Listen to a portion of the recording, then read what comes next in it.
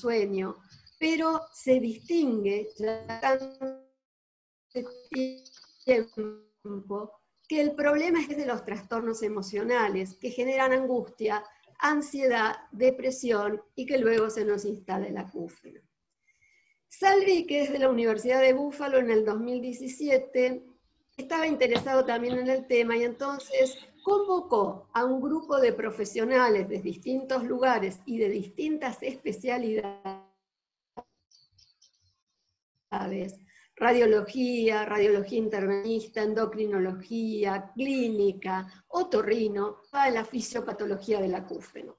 Y por supuesto que no implica estructuras auditivas exclusivamente, como en algún momento, sino que hay una interacción con el sistema nervioso central, con una actividad aberrante, pero que el foco está en ese sistema límbico y su unión con el auditivo, que genera, yo diría que aparte de emoción, un pensamiento que lleva a una emoción negativa, que le presta y le fija la atención para que la angustia y la memoria intervengan en todo este proceso. Entonces aparecen las neurociencias actualmente y tratan de plantear qué pasa con la percepción del acúfeno y con esas variaciones de volumen que puede tener. Vuelve a decir lo de la atención y vamos a ver por qué. Queda ahí en la memoria fijado y también tiene importancia, altera la concentración y altera el pensamiento. Esto de altera el pensamiento tiene que ver con las nuevas, que no son tan nuevas, que antes existían, tendencias terapéuticas que hablan de la bioneuroemoción o de la biodecodificación, porque justamente hubo un pensamiento asociado a una emoción que con el tiempo llevó a alguna enfermedad de algún tipo. Entonces, sale el sistema límbico a demostrar que la emoción y la memoria, en este caso genera una emoción negativa y se nos presenta el acúfeno, en el paciente que puede desarrollar acúfenos, con un estado de alerta permanente y atención, y ese estar pendiente mantiene al acúfeno. No me van a negar que a ustedes les pasa en el consultorio que cuando viene algún paciente les termina relatando en el tratamiento que ustedes están haciendo que en algún momento el acúfeno cesó. Bueno, estaban muy contentos. Empezaban, hoy no lo tengo, mañana no lo tengo, pasado no lo tengo. ¿Qué fue lo que prestó atención? Y el acúfeno dijo, bueno, si me está llamando, llego. Y vuelve a aparecer el acúfeno. Lo hace consciente. El otro tema importante es esto, es las conexiones neuronales. Tenemos que cambiar estas conexiones neuronales, este camino que libera neurotransmisores, y que entonces es importante decirle al paciente algo. Este no es un tratamiento que se resuelve en una semana. Este es un tratamiento que nos lleva 3, 4 meses como mínimo, hasta un año. ¿Por qué? Porque al cambiar estas redes neuronales, para que ellas cambien y liberen otros tipos de neurotransmisores y tengan otro tipo de receptores, me lleva 21 días de un trabajo continuo. Sonora, mindfulness, bueno, los que nosotros querramos elegir como trabajo, llevan mínimamente para cambiar esto 21 días. 21 días que son de trabajo continuo, porque si el día 5 digo no lo quiero, el 6 no existe, es el 1 de tal. 21 días empiezan a cambiar las redes neuronales, 40 hasta que se asienta, y 3 meses hasta que aparecen los nuevos receptores. Todas estas causas ustedes las conocen, que van acompañadas muchos con acúfenos. Solamente me permitiría contarles algo de mi experiencia. Cuidado con los que operan osteoporosis. ¿Por qué les digo cuidado? Porque he tenido pacientes, y uno que fue bastante serio, en el sentido de que ustedes hacen autoesclerosis y queda perfecta la audición. Ahora, el problema lo van a tener en el acúfeno agudo.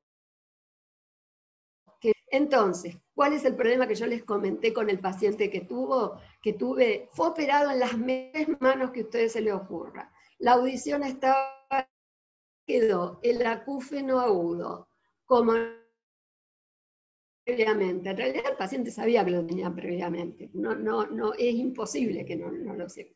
Pero quería hacerle un juicio porque no le resolvió el tema del acúfeno. Entonces siempre puntualicen, no con una actitud negativa, pero sí diciéndoles que el acúfeno agudo posiblemente pueda necesitar otro tipo de tratamiento.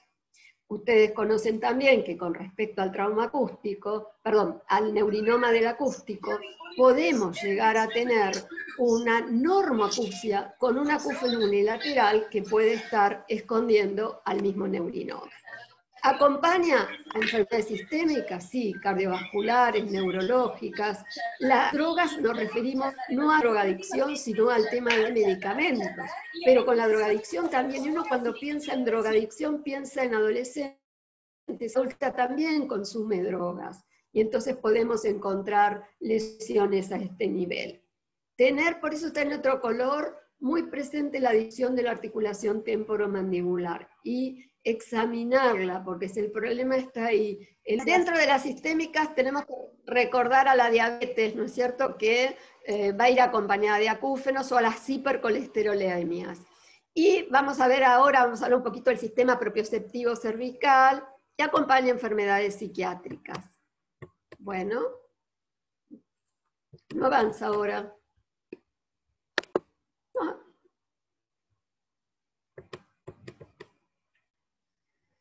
Miren, cuando hay causas psicológicas, nosotros pensamos que si alguien escucha voces o músicas tiene un trastorno psiquiátrico. Yo he tenido una paciente que sí, aunque les resulte gracioso, escuchaba el himno, pero tuvo una intoxicación previa por intento de suicidio con psicofármacos. Así que esas cosas debemos contemplarlas.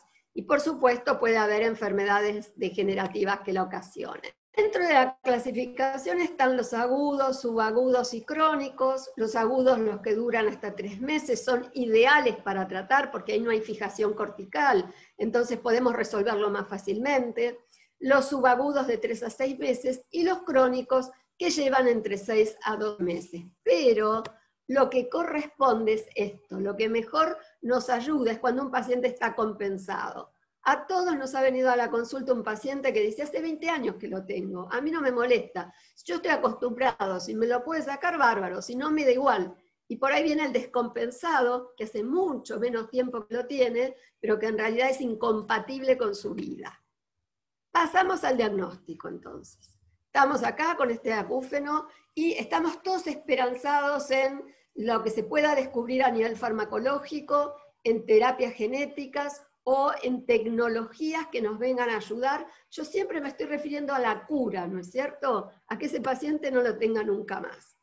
Entramos entonces en la anamnesis. Y la anamnesis implica de nosotros, tengamos en cuenta muchas cosas.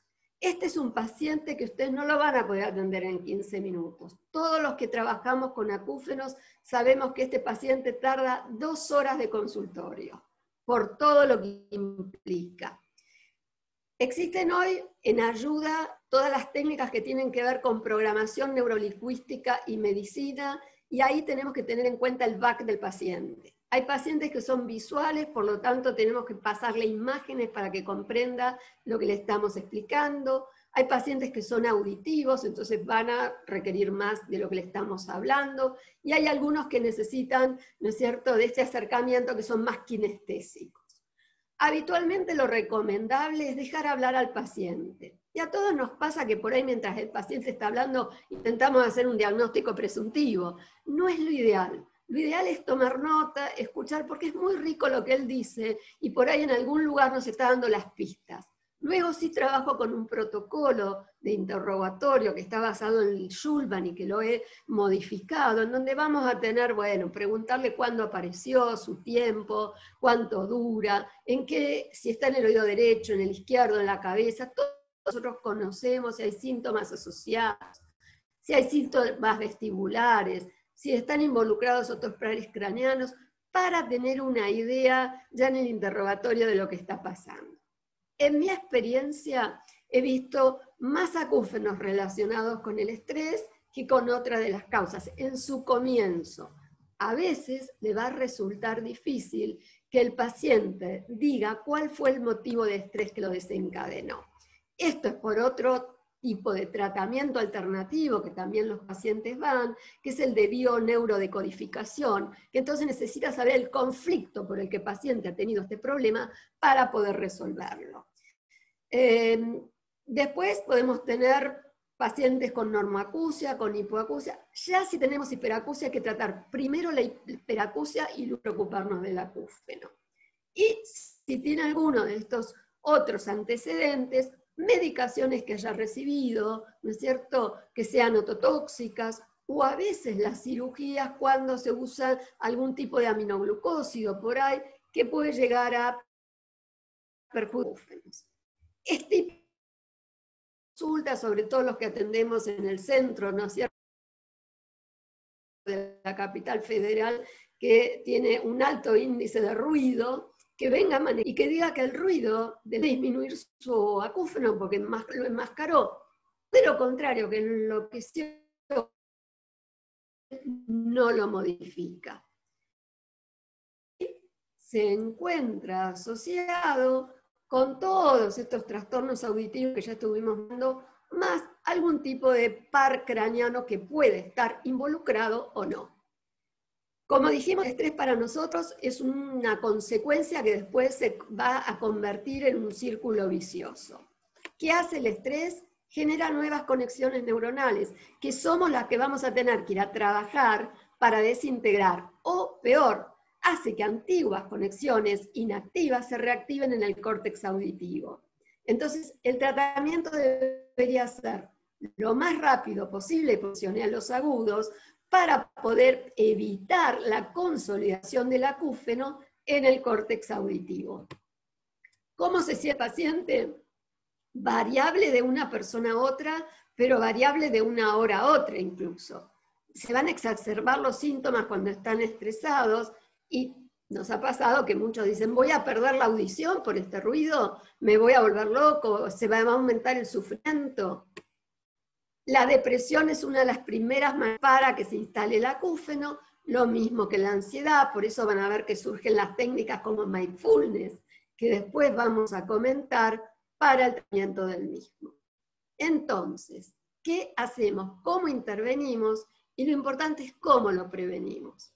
Luego de un examen completo rinosinusal y orofaringea, luego que hicimos la otoscopía, o la otomicroscopía o la endoscopía de oído, por supuesto es importante la palpación del cuello.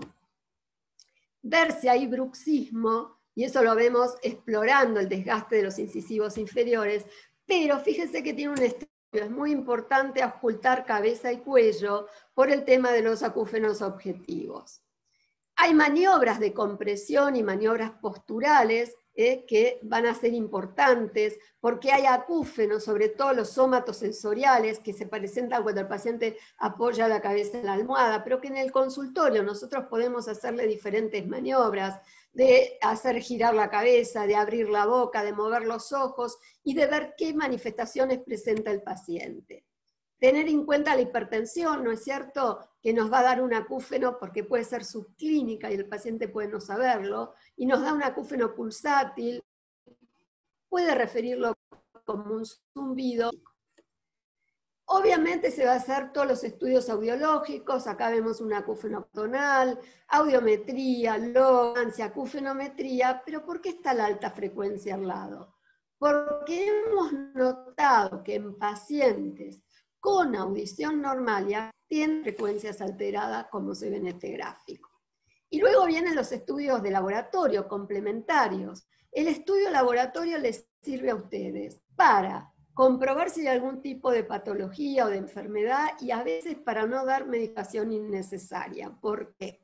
Porque va a tener un hemograma completo, porque va a tener un proteinograma, un hepatograma, vamos a ver glucemia, cómo está tiroides con TSH, T3, T4, anticuerpo antimicrosomal. Vamos a fijarnos entonces también cómo está la vitamina B, cómo está el magnesio y cómo está el zinc, porque hay preparados que vienen con esto y puede estar lesionando al oído si realmente, o no al oído, no tiene sentido darle esa medicación a alguien que tiene valores normales. No se olviden que el magnesio en pacientes con alteraciones cardíacas no se puede dar. Después tenemos los estudios de imágenes y la resonancia magnética funcional, que viene muy bien porque permite ver qué zonas se activan frente a la presencia del acúfeno. Bueno, las ideas que tiene el paciente cuando la evaluación psicológica son siempre negativas y favorecen el mantenimiento del acúfeno. Y empezamos a entrar un poco en qué hacemos con el tratamiento. Para prevenirlo, el estrés es fundamental. Es un paciente que hay que trabajar mucho sobre el estrés, pero sobre el ruido. Y el ruido no es solamente el que trabaja el ruido, como es el deterioro de la audición inducida por ruido, o el trauma acústico agudo porque es un accidente, sino el uso de auriculares, ¿no es cierto? El uso de tecnologías que tienen un importante volumen de ruido, y eso está lesionando el órgano de la audición. Sí, a mí me gusta este triángulo que habla de que la alimentación es tu mejor medicamento, que el pensamiento y la emoción inciden, y que también hay técnicas respiratorias que se utilizan para tratar de traer bienestar al organismo. Y estas son las maneras de prevenirlo. Entonces, ahora vamos a pasarle la palabra al doctor Juan Hernández Irazábal para que nos cuente qué tiene que ver en esto la terapia sonora, qué utilidad tiene y qué nos aconseja.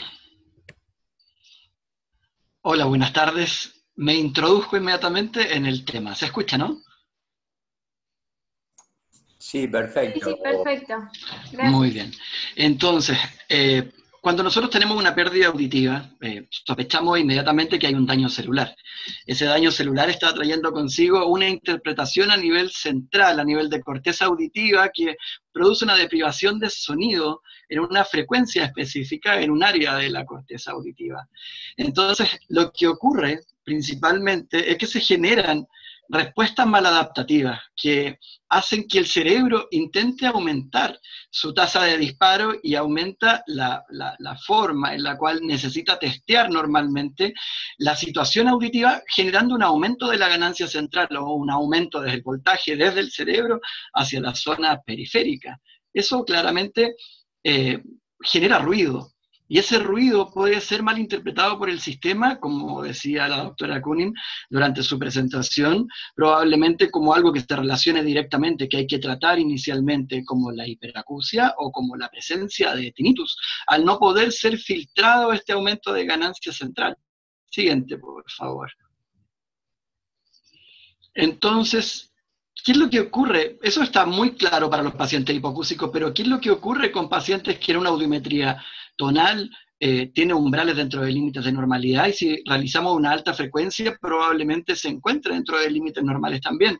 Aquí aparece un diagnóstico, tiene ya algunos años de desarrollo en torno al trabajo investigativo en animales y en humanos, en el cual nos dice que este desorden de la ganancia o esta motivación, que al lado derecho podemos ver un dial como el de una radio, al cual podemos subirle la intensidad, y un paciente que tiene menor cantidad de fibras nerviosas por exposición a ruido, que es subclínico, pues ya que no lo puedo evidenciar a través de los exámenes, sí puedo verlo evocado, analizando la onda 1 y la onda 5, viendo que el ingreso de sonido en la onda 1, si comparan en la imagen que tiene la letra B, la onda 1 está disminuida porque hay menor ingreso de sonido, en cambio en la onda 5 tiene una amplitud incluso mayor que de la parte superior, de la parte donde un paciente estaría normal.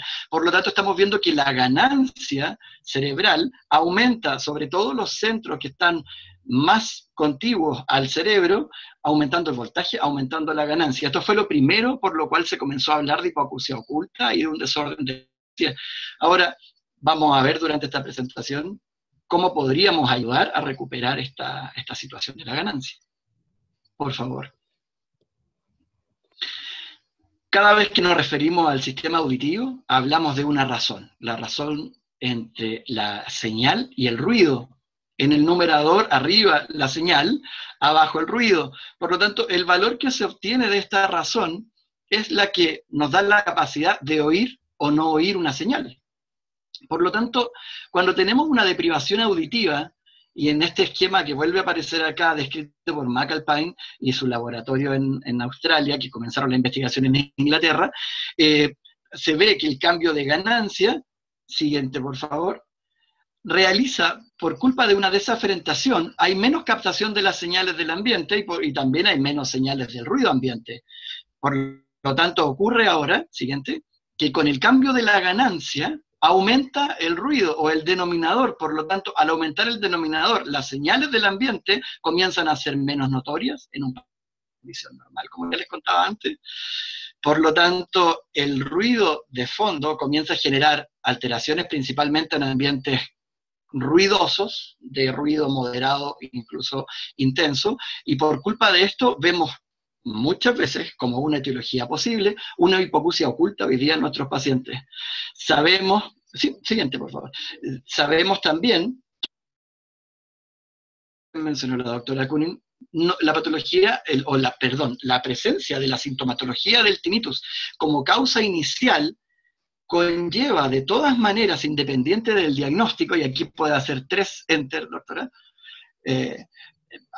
al tener una patología neurosensorial que puede ser tumoral o de el tipo de una presencia de una hipoacusia oculta o de un trauma acústico por lesión de las células ciliadas, nos da como consecuencia que si un paciente no está bien parado de mente, tal como comentaba antes, y comienza a tener una exacerbación de la sintomatología, ya sea atencional, emocional, reviste una complicación que se traduce en un efecto de hiperactividad, tal cual como mencionaba con la resonancia magnética funcional, de prácticamente todo el cerebro.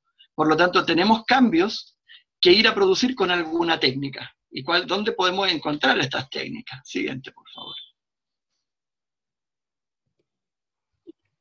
Sabemos que existen modelos neurofisiológicos que comienzan a plasmarse desde la época, fuertemente desde la época de Jastrebov en adelante. Jastrebov es un doctor e investigador que funciona en técnicas, que junto a su equipo de trabajo desarrolla técnicas que van de la mano con lo psicoemocional y con las técnicas de terapia sonora.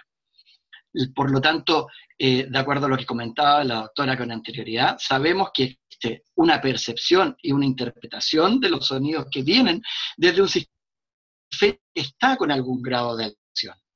Podemos evidenciarlo o no evidenciarlo a través de los exámenes clásicos, pero sabemos que la presencia del tinnitus tiene una detección a nivel subcortical, una percepción, una interpretación, y si nuestro sistema límbico no se encuentra firme o estable emocionalmente, podemos exacerbar una reacción, que es una reacción que no esperamos, que no deseamos y que lamentablemente es la que los pacientes llegan cuando acuden a nuestras consultas.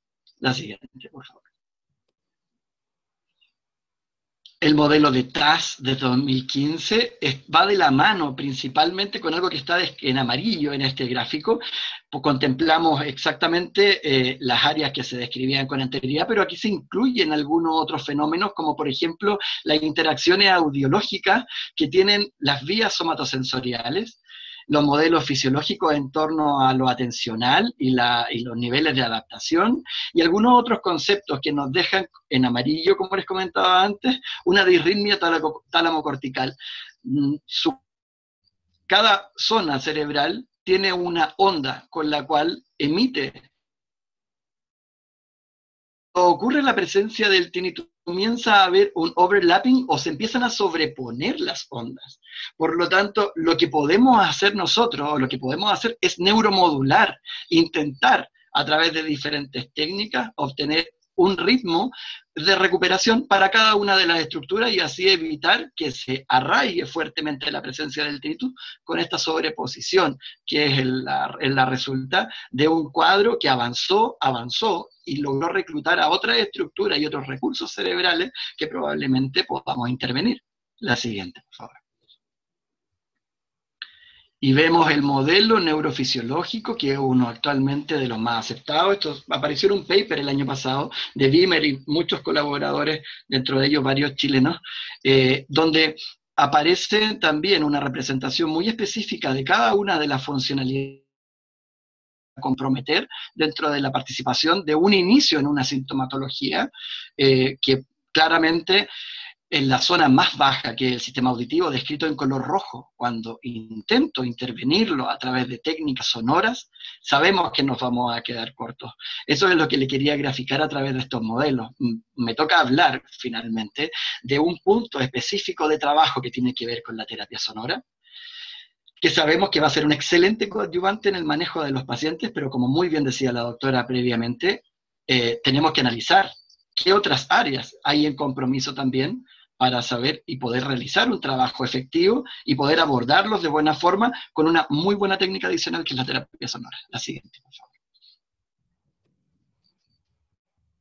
Ahora, para poder hacer una terapia, realmente debemos dilucidar específicamente. Nosotros generamos un modelo, este dibujo medio fantoma, donde intentamos destacar cuáles son las áreas de compromiso al acercarse un paciente a nuestra consulta posterior a esta reunión o CT, que es una consulta de evaluación de tinnitus extendido, que dura aproximadamente 2 horas, como muy bien comentaba. Y aquí logramos ver si es que hay factores atencionales, cognitivos, somatosensoriales y sistema límbico, pero siempre el trabajo que realizamos fue acompañado de la inserción de técnicas que incluyan sonido, debido a que es la vía que estamos utilizando para el ingreso de este problema, y para la captación y para la conciencia finalmente.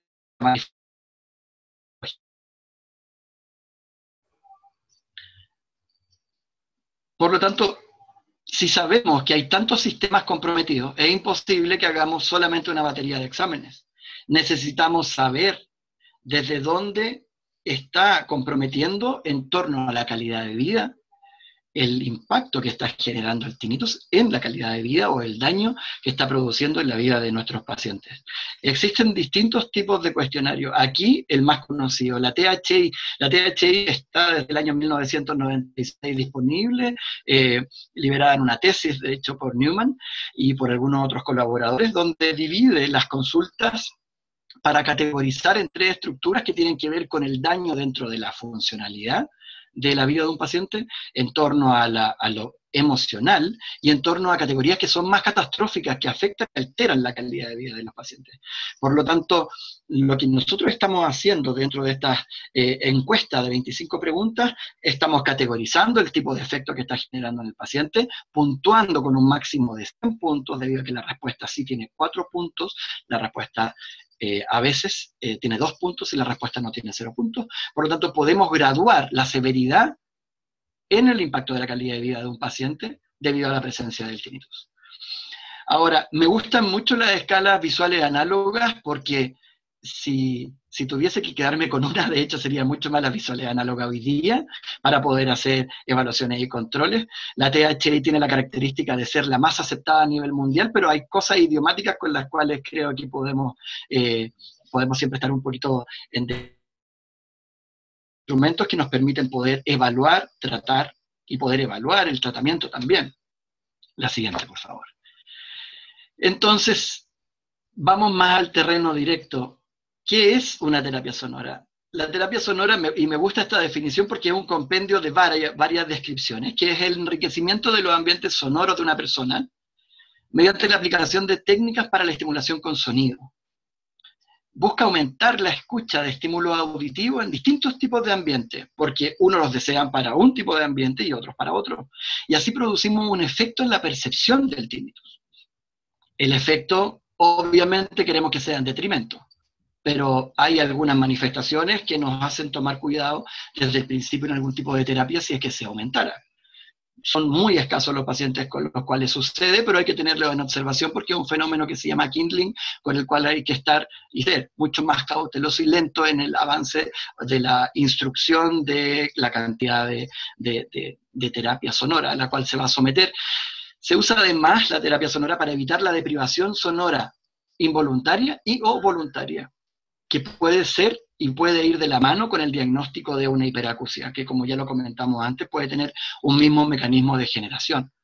Cuando hay mayor compromiso de estructuras centrales acompañando el síntoma, lo que quiere decir es que si me veo muy afectado psicoemocionalmente, lo más probable es que tienda a aislarme y que no quiera participar de ningún tipo de actividad. Y como muy bien decía la doctora, puedo pensar específicamente que el ruido me va a dejar más sordo, por lo tanto, si me someto a estimulación sonora, voy a empeorar mi cuadro, y esto me va a aumentar. Por lo tanto, ese tipo de ideas hay que tratar de sacarlas desde las primeras sesiones. Puede existir deprivación auditiva tanto en personas con hipoacusia como en normoyentes por lo mismo, exactamente viniendo de lo mismo. Este paper es muy interesante porque habla de los distintos tipos de técnicas sonoras y critica bastante la comparación que se realiza entre una y otra, dependiendo principalmente de los tipos de abordaje que se realizan con cada una. Siguiente, doctora, por favor. ¿Con qué puedo hacer estimulación sonora? ¿Con qué puedo realizar estimulación sonora? Desde lo más básico, que son generación de tonos puros, que es el mejor enmascarante de un tinnitus tonal, debido a que el mejor ruido enmascarante para un sonido es exactamente el tonos compuestos, mezclas de ellos, podemos jugar con la contigüidad o no de la producción de distintos tipos de tonos. Hoy día hay aplicaciones telefónicas para todo esto, que nos permiten ayudar bastante, y sistemas mucho más complejos también de trabajo en acústica, que nos permitirían también hacer ruidos filtrados, ruidos notch o en muesca, donde se saca o donde se extrae específicamente la zona frecuencial de la presencia del tinnitus, para estimular algunas habilidades auditivas como la inhibición lateral, que dice que las células ciliadas a lo largo de la cóclea tienen un funcionamiento enlazado entre ellas para mejorar la respuesta tonal, la sintonización de cada una de las curvas. Para que un sonido suene perfectamente como debe ser, necesita influenciar en las células contiguas, y así la onda viajera impacta específicamente en la zona frecuencial en la cual está programado para escuchar. Por lo tanto, la inhibición lateral permitiría, en este caso, que si yo estimulo con música las zonas contiguas a la presencia de la frecuencia del tinnitus, estaría estimulando la inhibición de la generación del ruido, o por lo menos aplacarla bastante. Es muy interesante la música notch, o los sonidos notch, que pueden ser ruidos, o pueden ser música, o lo que sea. Por lo tanto, tenemos tonos, ruidos, música, amplificación, y cada uno de estos va a depender de cuán hábil sea el trabajo, de trabajo terapéutico o de trabajo investigativo, para introducir cada una de estas técnicas. Cada una tiene su base científica, muy bien explicado en relación a la experiencia y al conocimiento de características del sistema auditivo que puede llegar a ser. Siguiente, por favor. Entonces, ¿cuál es el efecto que nosotros esperamos de la terapia sonora? Esperamos la neuromodulación, que el sistema, con una ganancia desordenada, que es el causante finalmente de la producción de este tipo de efectos indeseados, como la presencia del ruido en el oído, nosotros buscamos generar, uno, es enmascaramiento o técnica de rebalse, que va de la mano con conceptos, se traslapó un poco la imagen, pero me acuerdo perfecto por la confección de la diapositiva, que hay un nivel mínimo de enmascaramiento, el nivel umbral en el cual yo genero con la terapia sonora el nivel en el cual ya tapo la presencia del tinnitus, y un enmascaramiento efectivo, que es un rango bastante más amplio, que se calcula en base a técnicas de enmascaramiento, los cuales me dan un rango amplio para moverme dentro de un sonido seguro, para ir a generar una sobreposición del ruido por sobre la presencia de mi tinnitus. Ahora, ¿qué característica o por qué es bueno un enmascaramiento? Porque es voluntario la mayoría de las veces, por lo tanto lo puedo controlar sobre el ruido del paciente, por lo tanto esto genera algunos otros cambios que también tienen que ver con la aceptación del paciente a un tratamiento. ¿Y qué es la habituación y por qué es distinto? La habituación supone un proceso cognitivo un poco más alto. Aquí tiene que ver con que intento trabajar con sistemas que van más cercanos al nivel umbral, porque yo, para habituar a un paciente, necesito dar una cantidad de sonido que solamente sea audible para él, porque con eso yo puedo hacer y estimular a que el paciente o la atención del paciente se acerque hacia ese nuevo sonido, y así el de él pierde interés para el cerebro. Por lo tanto, pierde la atención, que es lo que muchas veces genera una atención exacerbada, que es lo que da a este paciente estar constantemente preocupado de su ruido. Pero también puedo jugar a un nivel que se llama mixing point, que está justo abajo de ese cuadro, o mixing point, o el punto de equiparación, del sonido en la habitación, en la cual juego con un nivel en el cual estoy tratando de hacer que el paciente prácticamente detecte solo de vez en cuando la presencia de su ruido. Este tipo de sistemas son los con los cuales yo juego para aplicar la terapia sonora. La siguiente, doctora, por favor. Por lo tanto, nuevamente, hablando como si el tinnitus fuese una razón. Aquí, en ese cuadro, en esa razón, aparece la señal nueva que sería el tinnitus. Y hay un ruido ambiente por el cual está dividido. Aparecen dos investigadores, Vernon en el 77, donde utiliza la aplicación de un enmascarador, donde directamente va a aumentar en la razón señal ruido el denominador para achicar esta fórmula. Por lo tanto, la captación de la señal nueva se ve menoscabada absolutamente por la presencia de un ruido y sobrepasada las vías auditivas para generar neuromodulación.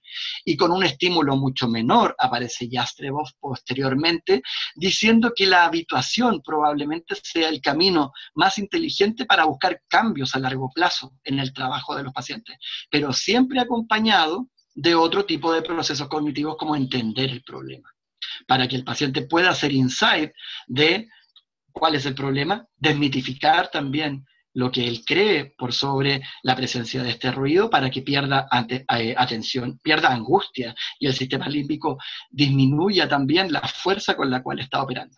La siguiente, por favor. Entonces, a nivel mundial hemos visto que aparecen distintos tipos de iniciativas con la utilización de distintas técnicas sonoras, incluido dentro de cada uno de sus ejercicios en torno al tratamiento de los pacientes. Vemos en orden de aparición está Vernon, Jastreboff, luego aparece, a mí me gusta mucho porque finalmente es la base del trabajo que nosotros realizamos acá en Santiago, en base a la terapia del modelo de Heidelberg, porque la musicoterapia es un concepto mucho más holístico que se acerca bastante al abordaje que va a atacar a los modelos neurofisiológicos desde una base mucho más global. La terapia sonora secuencial en España, hasta el 2004, aparecen técnicas muy, muy interesantes que juegan en torno a distintas descargas sonoras que se mezclan entre la habituación y el enmascaramiento parcial. Siga, doctora, por favor. La gestión audiológica o la Progressive Tinnitus Management, que aparece en Estados Unidos, habla de equipos multidisciplinarios también dentro del proceso y aplicación de técnicas sonoras de habituación. Y nos queda la última, que es la TMNMT, un trabalenguas, que habla de música filtrada con la utilización también de, esto en Alemania. Actualmente, si pudiésemos seguir, ya se empieza a perder un poco la pureza del concepto de la terapia sonora con lo que viene a continuación, que sería seguir por áreas de trabajo en torno a Gran Bretaña o Brasil, donde ya tienen incluidas algunas áreas de trabajo que van muy de la mano con lo biopsicosocial.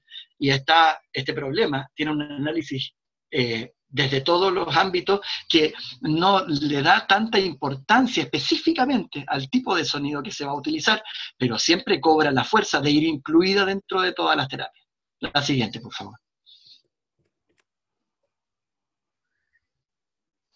Entonces, dentro de las técnicas de las terapias sonoras, podemos hablar de algunas que son cognitivas receptivas, por lo tanto no involucran tantos procesos centrales como para poder ir a hacer un ataque a la sintomatología. Como muy bien dijo la doctora, si estamos antes de los 3 meses, antes del anclaje del cambio en la estructura de neurotransmisores en cada uno de nuestros polos sinápticos, estamos en el mejor momento para realizar probablemente una neuromodulación o una estimulación con una inhibición residual que puede ser de banda estrecha. El mejor enmascarador es banda estrecha, en este caso, de enmascarar mucho.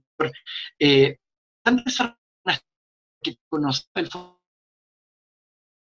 durante 1 minuto sobre un mínimo de enmascaramiento, por lo tanto tapamos completamente la del ruido, pero 5 sobre la presencia de hacemos durante 1 minuto, técnicas que ya puede ser lento para buscar un mejor indicador de terapia. Si yo hago una inhibición más intensa, lo que está ocurriendo es que probablemente no lo pueda modificar con nada que tenga que ver con sonido. Por lo tanto, porque pueda estar más corticalizado y necesito trabajar dándole hincapié a otras áreas principalmente. La siguiente, por favor. Ahora, los sistemas y los dispositivos de amplificación van de la mano actualmente con el funcionamiento del enmascaramiento. Necesito darle la amplificación sonora que un oído, aquí sospechamos que el oído derecho está con la presencia, por ejemplo, de un tinnitus, y vemos dentro de los gráficos de abajo, en la curva que es negra, por ejemplo, vemos la presencia del tinnitus porque no hay nada, ningún ruido, que logre enmascarar la presencia de él. El segundo gráfico ya comenzamos con la instalación de la amplificación del sonido que va a enmascarar por barrido solamente la presencia del tinnitus, donde normalmente son muy exitosos. Normalmente cuando un paciente tiene una pérdida auditiva, el enmascaramiento del tinnitus es algo que es consecuencia muy lógica. Pero si es que no fuese así, utilizamos además un generador de ruido con una terapia sonora. Pero está demostrado ya desde distintos tipos de metaanálisis que no hay que casarse finalmente con el generador de ruido necesariamente con que sea de un tipo, puede ser de varios tipos distintos debido a que no hay evidencia o no es significativa la diferencia entre el tratamiento de pacientes con amplificación de la amplificación con ruido. Por lo tanto, estuvimos durante muchos años buscando el mejor ruido. Y la verdad es que la amplificación por sí sola en el tratamiento de pacientes con acúfenos no es significativo el que lo tenga o no lo tenga. Por lo tanto, pero aún así queremos apelar a la personalización del tratamiento de cada uno. Si es cómodo para un paciente, se utiliza. Y por eso hay que tratar o intentar de trabajar siempre buscando la personalización.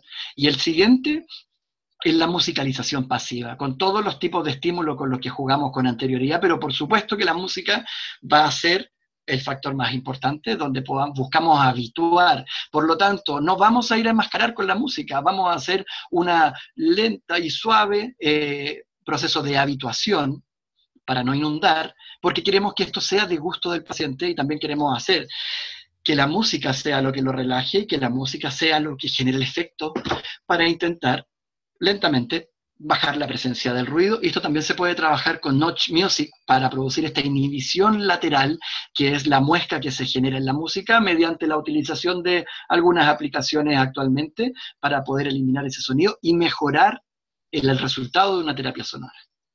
Siguiente, por favor. Ya más o menos la vimos, es una madeja.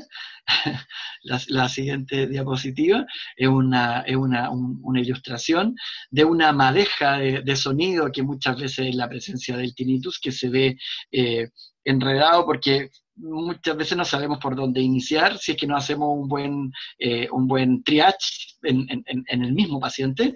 Por lo tanto, ¿cuál es el límite de una terapia sonora? La terapia sonora es la inclusión de sonido. Y cuando comenzamos a trabajar con algunas otras técnicas que involucran mayor cantidad de recursos centrales, como por ejemplo la consejería para el paciente, donde se le indica y se le enseña al paciente el por qué la presencia de su sonido, cuál es el diagnóstico específico, que conozca la fisiopatología, adaptado absolutamente al conocimiento y a lo que el paciente pueda tener de background también, y a una serie de cosas que sirven para desmitificar. El paciente también pierde el temor, que, la siguiente por favor, podemos personalizar completamente de la mano con esta consejería, con un tipo de terapia sonora dependiendo del grado de tinnitus que presente. En la siguiente aparece una tabla, doctora, que la sugiere Yastrebov también, desde su trabajo desde la TRT. Estas últimas dos diapositivas son de la TRT, que es la madre del trabajo el tinnitus actualmente. Y acá también se traslapó un poco, se desordenó la diapositiva, pero no importa, habla del modelo musicoterapéutico de Heidelberg, que toma a la TRT como base de trabajo, pero sumándole características de trabajo de recursos centrales importantes como la atención, como la autogeneración del tinnitus a través de modulación de vías somatosensoriales crossmodales para ir a interferir la presencia en base al conocimiento de cómo funciona a nivel de tronco encefálico la interacción entre las diferentes vías crossmodales. Conocemos también que se realiza entrenamiento de la corteza auditiva en torno a la musicalización y la utilización de sonidos resonanciales externos, ya no corporales, y también el reconocimiento del tinnitus, que se basa y va muy de la mano con lo que usted mencionó, doctora, de el mindfulness, y que puede hablar específicamente de lo que significa la respiración, la toma de conocimiento y la meditación en torno a todo esto, porque estamos frente a un paciente complejo que tiene mucho más asideros que solamente el audiológico. Me quedaban solamente un par de diapositivas. No veo la imagen, ¿soy solo yo?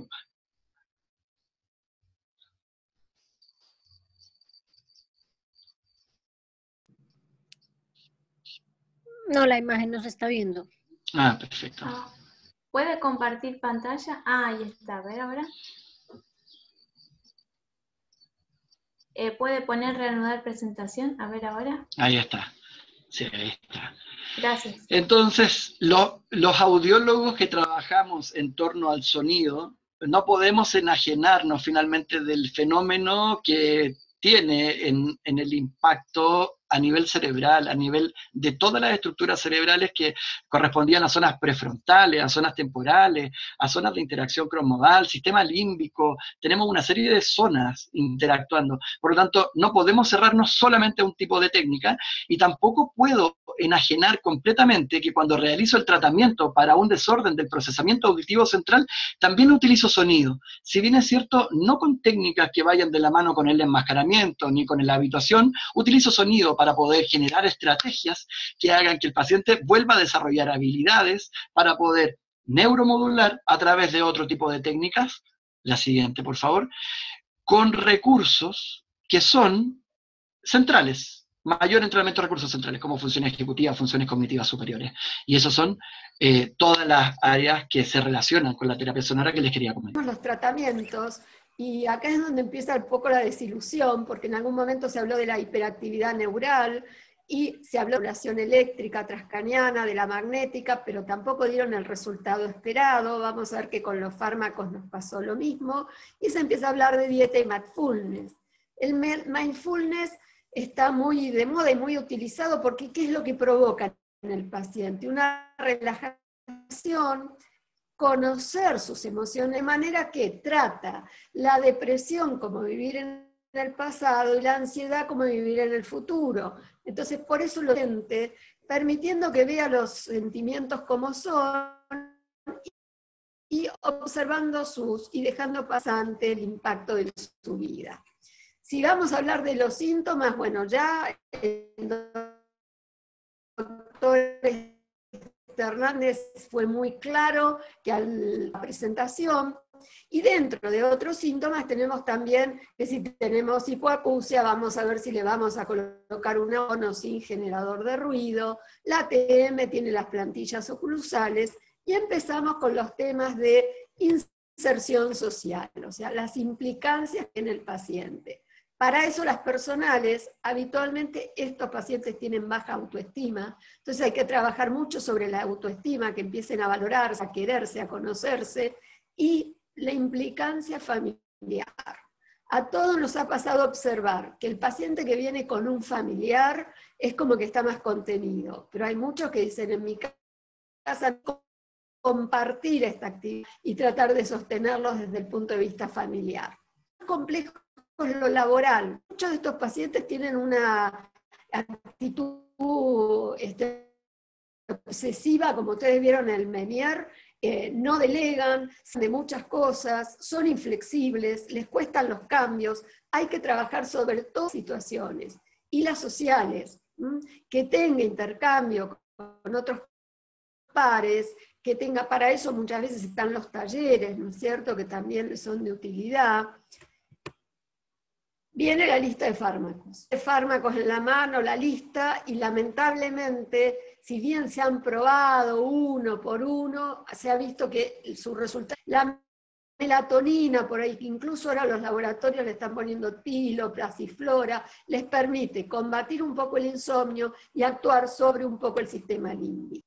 En los acúfenos agudos van acompañando en general esto, Menier, una sordera súbita, una enfermedad autoinmune del oído interno. Podría pensarse en aplicarles esteroides por vía oral, intravenosa o intratimpánica, pero fíjense que coides intratimpánico, evaluando el costo-beneficio que nos va a provocar, más aún con la gentamicina, en donde fíjense que produce un 25% de hipoacusia y un 15% de cofosis, el tratamiento intratimpánico. Vienen entonces otras herramientas a nuestro alcance, como son los tratamientos físicos y masoterapia. ¿Se acuerdan que había puntos gatillos en músculos como el escaleno, el esternocleidomastoideo, ¿no es cierto?, que pueden estar generando el acúfeno, que tienen lateralidad, porque del mismo lado que tenemos el punto gatillo debe estar el acúfeno. Entonces, los hábitos posturales, la natación, la masoterapia vienen a su auxilio, lo mismo que el tai chi. Y la meditación, ya un punto aparte porque la utilizo en el consultorio, la adapto a cada paciente y muchas veces, o sea, no es nunca la misma meditación, y muchas veces hay gente que está meditando, que lo vamos induciendo, por un rato no tiene el acúfeno o le ha disminuido de intensidad. Sí, la alimentación es fundamental. Yo creo que el peor veneno es el azúcar y la sal, pero aparte, la cafeína, la nicotina, el alcohol, son cosas que tienen que tratarlas o de eliminarlas plenamente. Interviene también el glutamato monosódico, el aspartamo, qué intolerancias alimentarias tiene este paciente, y hay que pedirle una dieta baja en hidratos de carbono. Cosa que les van a consultar y que está muy en auge, que es la osteopatía. La osteopatía en realidad desbloquea rápidamente la zona cervical y mejora el flujo sanguíneo. Y se puede utilizar en disfunciones de ATM, en acúfenos, hace masaje y craniosacra, pero tiene que estar hecho en muy buenas manos para no provocar lesiones. El implante coclear y los acúfenos, otro tema. Ya se ha hablado desde mucho tiempo referente a los acúfenos. Hablan de que hay una reorganización en la y cambios en la tensión del acúfeno. Incluso que el implante, porque algunos dicen que es la solución, la cura absoluta, y otros dicen que si bien mientras el implante está encendido es útil, cuando está apagado reaparece el acúfeno. O sea que es una línea de investigación importante a seguir. Acá tenemos a Zener que hizo, ya estamos terminando y diciendo un estudio, hay 60 modalidades de tratamiento más, sí a la terapia cognitiva conductual. O sea, evidentemente los otros tratamientos no al tratamiento farmacológico por las comorbilidades como ansiedad, depresión e insomnio, y dice en su momento que la estimulación magnética y las terapias sonoras traen información insuficiente. Esto lo hablamos con el doctor Hernández y suponemos que se está refiriendo a los principios, ¿no es cierto?, y a algún tipo de, ahora no a todos, pero él muy bien definió cuándo usa y cómo se usa cada terapia sonora, que debe ser en realidad personalizado a cada paciente. Sí necesitamos que el otorrinolaringólogo y el audiólogo sean de la mano los coordinadores de un grupo multidisciplinario que incluya clínicos, neurólogos, odontólogos, nutricionistas, a toda esta lista que ustedes que vengan a nuestro auxilio. Esto va a estar, digamos, avanzando desde el desarrollo sí farmacológico, que se están haciendo muchos estudios, pero nunca ninguno hasta ahora llegó a dar con la cura, que es lo que estamos hablando. Hay muchos que están en fase de investigación.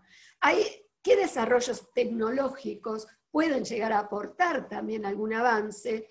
Obviamente la investigación es importantísima y la prevención en este tema. Concluyendo, no existe la única, sino dependerá de cada caso en particular y si vamos a usar terapias combinadas o no y cómo la adaptamos a cada paciente. Y si bien la terapia sonora es una de las que está brindando mejores resultados, es conveniente la utilización de otras estrategias terapéuticas. Acá en el paciente es lo más positivo. La relajación, la respiración, el pensamiento positivo, la actividad de la que le guste, la alimentación sana, tener una buena higiene del sueño, moderar el perfeccionamiento y cultivar relaciones sociales. Y como dice ahí, creer en ti es que todo será posible. Quedamos con la misma duda que empezamos, ¿cuál es la cura? Pero estamos esperanzados de que en algún momento se logre que esto, que es tan invalidante para los pacientes, entre los que nos gusta tanto este tema, logremos entonces encontrar o por lo menos utilizar la metodología terapéutica que lleve a la cura. ¿Cuáles son los aliados en este? El compromiso de todo este equipo de salud que está trabajando, la empatía, la colaboración que tenemos que tener entre nosotros, pero que tiene que tener pacientes, porque muchas veces lo pone en nuestras manos sin querer poner nada de sí, y por supuesto, el trabajo en equipo. Bueno, con esto hemos llegado a todo lo que podemos hacer, o por lo menos hasta ahora, con respecto a los acúfenos. Bueno, muchas gracias. Excelentes las disertaciones de los dos. No sé si quiere decir algo el doctor Evangelista. No, bueno, muy buena, impecable, todo muy claro, muy didáctico, por parte de Juan y de Susana. Por ahí quería hacerte una pregunta ahora que estabas hablando de las terapias, si tenían conocimiento con respecto a acupuntura en el tratamiento del acúfeno. Sí. Sí, hay pacientes, vos sabés que si vos le preguntás a los chinos dicen, creo, no, lo pasé y no dije ese tema, que la ultraestructura microscópica del riñón es muy parecida a la del oído. Entonces los chinos dicen que hay un meridiano que pasa justamente por ahí y que trae beneficios. Sí, pero esto depende del paciente. Hay pacientes que por ahí le ofreces la acupuntura, no hago, ¿no? Pero lo de poder derivar a alguien que haga acupuntura y funcionan bien, hay otros que no y hay otros que fracasan. O sea, ¿sabés lo que apuntamos, Néstor, que hablábamos con Juan Ignacio? Hay muchas alternativas que pueden atenuar el acúfeno, no hay ninguna duda. El tema que nosotros estamos un poco apasionados en el tema de decir que se cure, que el paciente que viene, que es lo que te pide, se le va, no lo tiene más.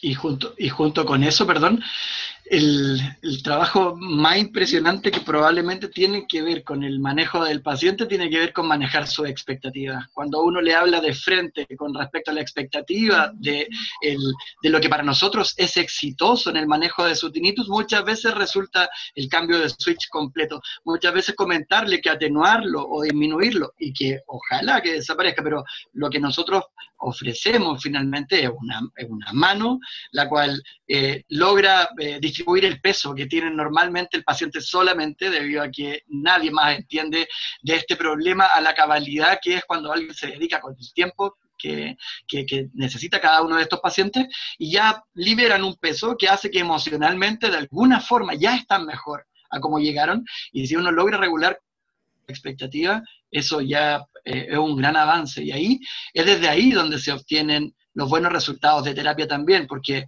cuando uno llega a un lugar donde le dicen te voy a quitar el ruido, y eso no ocurre, ya no funciona, ya no va por ningún lado.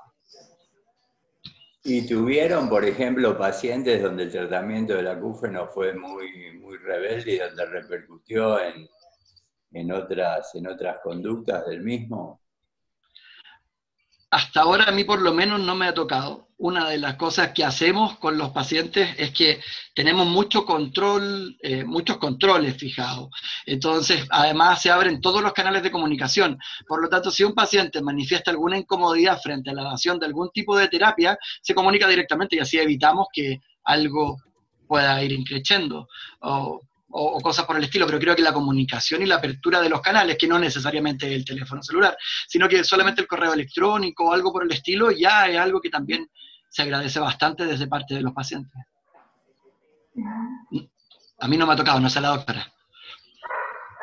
¿Vos, Susana? Hay de todo. Hay pacientes que de pronto sí tenés que tener mucho cuidado porque estuvo como 2 horas en el consultorio y después de un rato me dijo, doctora, ¿usted ha visto algún problema con el electroshock y los acúfenos. He tratado mucho en una reunión americana, y digo, este hombre, no, esta mujer no creo que haya estado ahí. Pero ¿por qué? A todos lados, si tenían algún tratamiento psiquiátrico o algo. ¿Me escuchan? Porque Carolina Sí. quedó... Sí, se escucha. Congelada. ¿Me escucha? Perfecto. Y después de un rato me dijo, porque los maridos son terribles. A mí me internaron para que me hicieran electroshock. Dije, bueno, estamos en un problema acá. Pero me la había vendido muy bien la imagen. Digo, así que de esas causas sí hemos tenido. Acá estaban preguntando, Mariela Ocaña pregunta sobre el tratamiento con ginkgo, ¿le había dado algún resultado? Mira, yo al principio, Mariela, lo he utilizado en las primeras etapas. Y al paciente se le fuera totalmente, ¿sí? O sea, con la farmacología uno ha ido, digamos, probando diferentes drogas o combinaciones por ahí, ¿no es cierto? Como yo decía anteriormente. Pero yo apunto, como decía antes, el hecho de que el paciente no lo tenga más. Está bien, hay gente que por ahí lo incomoda tanto su acúfeno que con que baje de intensidad se atenúa feliz. Eso también lo hemos encontrado. Bueno, acá son muchas las felicitaciones y no sé, Caro, si hay alguna pregunta que tenga. Sí, hay... Creo que sí. se habían preguntado algo. Sí, hay una pregunta de la audiencia. Dicen, si tiene alguna experiencia... No, perdón. ¿Cuál es la definición más precisa de hiperacusia y cómo lo manejan? Dejo a Juan Ignacio para que... Perfecto. La hiperacusia para mí es una intolerancia o una hiperreacción auditiva finalmente frente a algún tipo de estímulo auditivo. Tiene mucha relación con este daño que les comentaba al principio de mi presentación, donde efectivamente por deprivación sonora, ya sea evidente o no, una hipoacusia oculta o una hipoacusia evidente por los exámenes, la falta o la deaferentación produce una avidez del cerebro por oír, o aumenta los gatillantes, que son los sensores en el fondo de escucha. Por lo tanto, cuando se aumenta desde la vía central, hay una desregulación, una ganancia aumentada. Por lo tanto, cualquier tipo de estímulo podría ser considerado por el sistema auditivo como un estímulo de alta intensidad. Entonces, esa hipersensibilidad auditiva la denominamos hiperacusia. Se relaciona muchas veces con la algiacusia, que es la sensación incluso de dolor, porque hay pacientes que lo llegan a experimentar y no diferencian prácticamente frente al estímulo uno de otro. Pero esa hiperreacción es la hiperacusia. A todo tipo de estímulos sonoros. Por ahí hay otro tipo de definiciones que van más hacia la misofonía, que tiene otra característica especial, que es más un ruido que realice otra persona, específicamente, o un sonido muy en particular que tenga que ver con otra producción de sonidos, pero acá no hay una discriminación. Puede ser el roce de la ropa que moleste exacerbadamente, puede ser un servicio, un tenedor que choca con una cuchara, cualquier cosa que lo saca de sí porque es una sobreestimulación para él. ¿Se correspondería con un reclutamiento auditivo ese, por ejemplo? ¿O habría una diferencia? Hay una diferencia específicamente porque el reclutamiento lo espero sobre cierta intensidad, sobre un nivel umbral. Entonces, acá, yo por ejemplo genero el reflejo estapedial entre 80 decibeles sobre un umbral auditivo. Cuando hay reclutamiento está un poco acortado, pero acá sonidos muy pequeños pueden llegar a causar este malestar, esta hipersensibilidad. Por lo tanto, es algo que está agudo, que está ahí y que es muy molesto. Por eso también, como decía la doctora Cunin, es muy importante tratarlo previamente frente a cualquier tipo de tratamiento, porque necesito ganar campo auditivo para poder tratar cualquier cosa.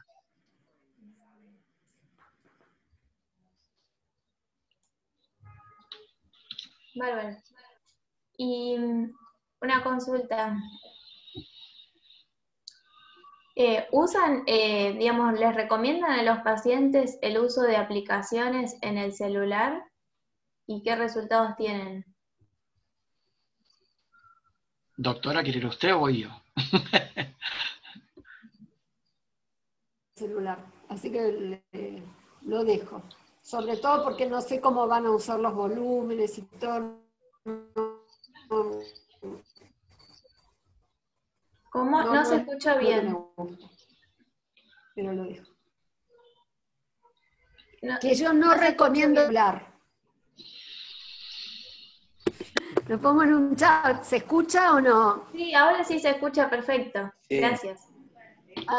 Porque le voy a poner en un chat. Que no recomiendo el uso del celular yo. No sé el doctor. Nos coge la... ¿Se escucha? Sí, sí se escucha. Juan Ignacio, no sé si quiere hacer algún comentario. ¿No?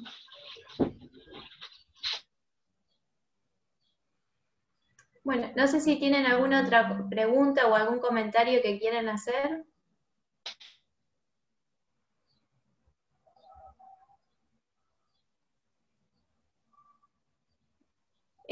No, vuelven a preguntar si el uso del celular no lo recomienda. No, la doctora dijo que no lo recomienda porque no... ¿Quiere repetirlo, doctora? ¿Así queda claro?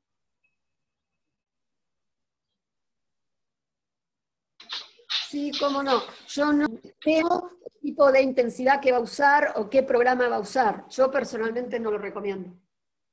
Sobre todo en cuanto a la intensidad y al tiempo en que lo va a usar. Ahí está el doctor de vuelta, si quieren preguntarle. Sí, no sé si si Juan Ignacio quiere hacer algún comentario o algún aporte sobre el uso de las aplicaciones. ¿Me pasa lo mismo? En el Sí, celular. perfecto. Perfecto, sí. Me pasa lo mismo que con la doctora, que hay muchas aplicaciones disponibles, por lo tanto uno tendría que analizar cada una previo a la utilización de cada uno de los pacientes.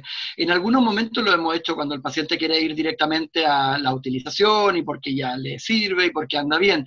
Ahí nosotros nos introducimos con el tema de, ya, perfecto, ¿cómo lo escuchas? ¿A qué intensidad? ¿A qué distancia? ¿Con qué tipo de fono? Entonces, mezclando un poco la información de lo que es su audición con la intensidad a la cual escucha esta cosa, pero eso tarda, eso es mucho tiempo de consulta, por lo tanto, nosotros lo hacemos de forma regular cuando un paciente lo trae, pero no necesariamente lo recomendamos. En eso coincidimos con la doctora. Sí, acá... No hay de qué, pues, muchas gracias a ustedes. Romina Cerrato también coincide con ustedes con el tema del uso de las aplicaciones del celular. Y después Exacto. preguntan... Mucha experiencia. ¿Cómo? Que la doctora Cerrato tiene mucha experiencia en acúfeno. Bárbaro, gracias por el aporte. Y también preguntan en qué consiste la terapia visual. La terapia visual consiste en que el paciente tenga que estar viendo diferentes elementos visuales proporcionando de acuerdo a cómo es ese paciente mientras está haciendo la terapia sonora.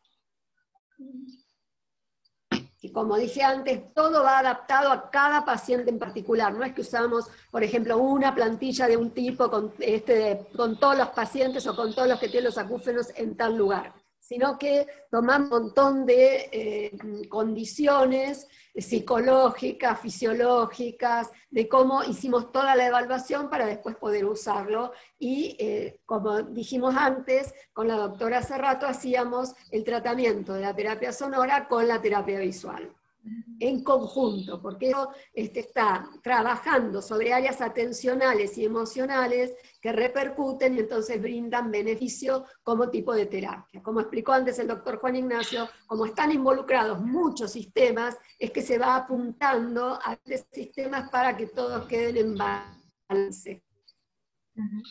Exacto. De hecho, estoy muy de acuerdo, nosotros no lo hemos usado nunca, me parece súper vanguardista debido a que la crossmodalidad hoy día es la base del trabajo en varias áreas, en muchas áreas que tienen que ver con la percepción. La percepción pasa por la atención y la atención al estar trabajando dos modalidades es mucho más completo y va a producir una habituación mucho más rápida probablemente a los estímulos que son los que capta el paciente finalmente. Entonces estoy totalmente de acuerdo y me gusta mucho porque no tengo experiencia de trabajo con ello.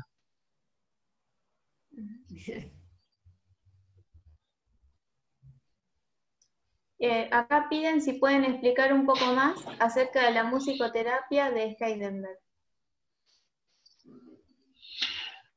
Heidelberg es un centro universitario, me encontré hace el 2008 cuando comencé el trabajo con ellos, con un centro muy abierto, con una facultad de musicoterapia, cosa que para Chile es impensado, y musicoterapeutas muy abiertos a compartir experiencias. Ellos basan el trabajo, pero han sufrido muchas modificaciones y evoluciones desde el 2008 hasta la fecha, en cuanto a cómo realizan los tipos de terapia, pero ellos basan su foco en 5 áreas distintas, que algunas de ellas están mezcladas con la de la TRT, en torno al tema de la consejería, y realizan algo que denominan musicoterapia pasiva, que es lo que ya comenté, que es musicalizar su vida, en el fondo enriquecer su ambiente sonoro, musicoterapia activa, que tiene que ver con generar resonancia musical propia, además de musicalizar a través de instrumentos. Claramente es un centro de musicoterapia.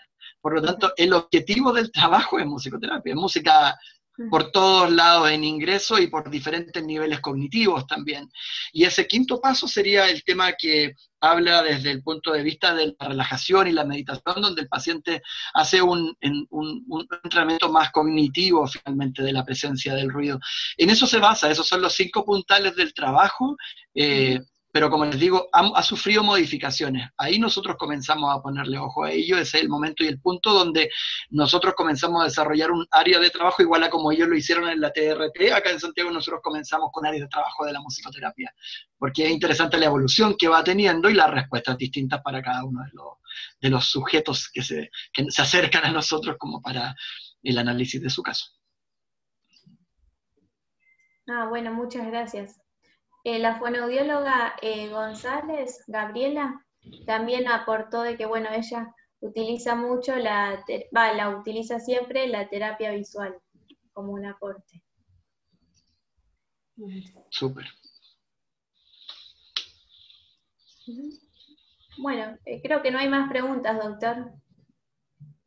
No sé si quiere que... Agradecerles nuevamente por estar con nosotros, por enseñarnos, y bueno, anunciaríamos la próxima reunión, si no hay más preguntas. Sí, muchas gracias por las disertaciones. Los invitamos a todos a participar del próximo encuentro para la semana que viene. A ver si puedo compartir pantalla.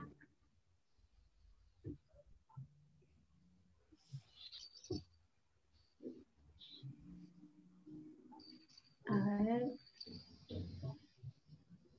¿Se ve ahí? No.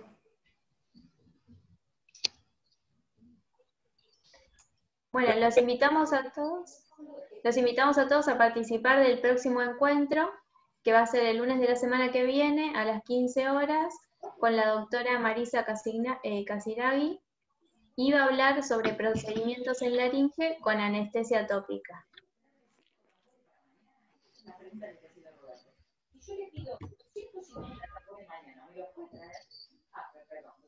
Bueno, gracias a todos y nos vemos el lunes que viene. Bueno, muchas gracias. Muchas gracias. Muchas gracias.